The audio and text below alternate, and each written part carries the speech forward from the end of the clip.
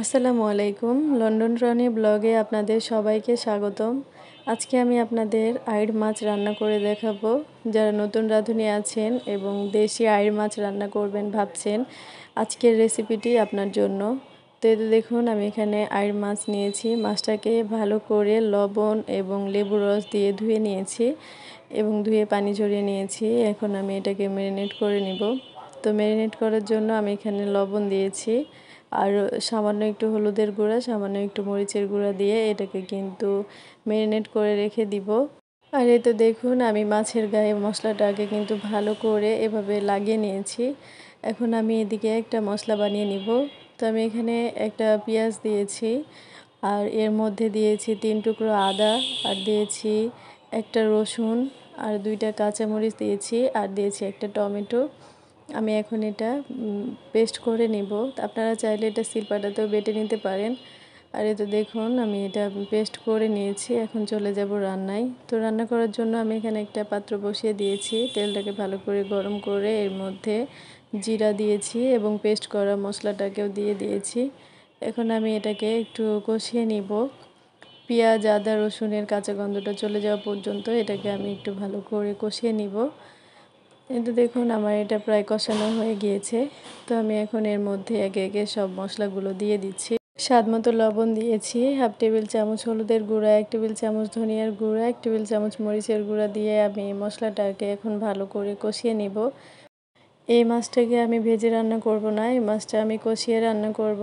তো কষিয়ে রান্না করার জন্য কিন্তু মশলাটাকে আগে ভালো করে কষিয়ে নিতে হবে, এবং মশলাটা থেকে যখন তেলটা ছেড়ে দিবে তখন আমি যে ম্যারিনেট করে রেখেছিলাম মাছগুলো, সেগুলোকে আমি একে একে দিয়ে দিব।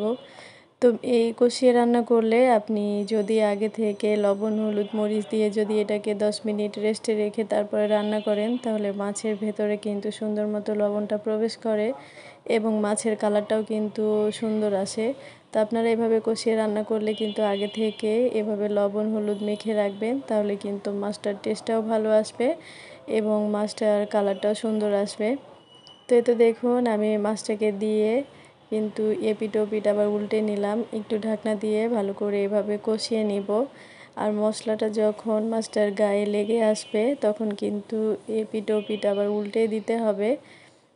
আর চুলার আঁচটা কিন্তু এই পর্যায়ে লোয়ে রাখতে হবে, নাহলে কিন্তু মশলাটা পুড়ে যাওয়ার চান্স থাকে। তো দেখুন, আমি কিন্তু মশলার সাথে মাছটাকে ভালো করে কষিয়ে নিয়েছি। আর এখন আমি এর মধ্যে পানিটা দিয়ে দিয়েছি। পানিটা দিয়ে আমি মাছটার সাথে ভালো করে মিশিয়ে নিচ্ছি। ভিডিওর এ পর্যন্ত যারা আমার সাথে আছেন, প্লিজ ভিডিওতে একটা লাইক দিয়ে পুরো ভিডিওটি কন্টিনিউ করবেন, এবং যারা আমার চ্যানেলটাকে সাবস্ক্রাইব করেনি, প্লিজ সাবস্ক্রাইব করে আমার সাথেই থাকবেন। তো এতে দেখুন, আমি কিন্তু মাছটাকে উল্টে দিয়েছি, আর আবার ঢাকনা দিয়ে মাছটাকে একটু সেদ্ধ হতে দিব। যদি এগুলো নরম মাছ, খুব দ্রুত এগুলো সেদ্ধ হয়ে যায়। আর এই তো দেখুন, যখন আমার মাছটার ঝোলটা অনেকটা কমে এসেছে, তখন আমি এর মধ্যে কুচি করে রাখা পেঁয়াজ দিয়েছি, আর 3-4টা কাঁচামরিচ দিয়েছি। আমি মধ্যখান থেকে ভেঙে আর কি দিয়েছি। এতে করে কাঁচামরিচের যে ফ্লেভার, সেটা কিন্তু ঝোলের সাথে যোগ হবে, খেতে কিন্তু ভীষণই মজা লাগবে। আর এখন আমি এর মধ্যে দিয়েছি মিক্স মশলা। তো এই মশলাটা কিন্তু মাছ, মাংস বা সবজির যেটাতেই দেওয়া যায় না কেন, খেতে কিন্তু ভীষণই মজা লাগে। তো আপনারা চাইলে এই পর্যায়ে কিন্তু জিরার গুঁড়াও দিতে পারেন।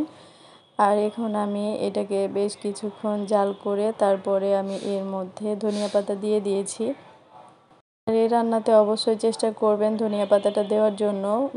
এতে করে মাছটার স্বাদ কিন্তু অনেক ভালো আসে। ধনিয়া পাতার ফ্লেভারে কিন্তু এই মাছটার স্বাদটা অনেকটাকে বাড়িয়ে দেয়। তো এই তো দেখুন, আমি মাছটাকে নামিয়ে নিয়েছি, আমার রান্নাটা হয়ে গিয়েছে। এখন আমি আপনাদের পরিবেশন করে দেখাবো। আর এই তো দেখুন, মাশাআল্লাহ, তরকারির কালারটা কতটা সুন্দর এসেছে। আজকের ভিডিওটি আপনাদের কাছে কেমন লাগলো অবশ্যই কমেন্টে জানাবেন। আল্লাহ হাফেজ।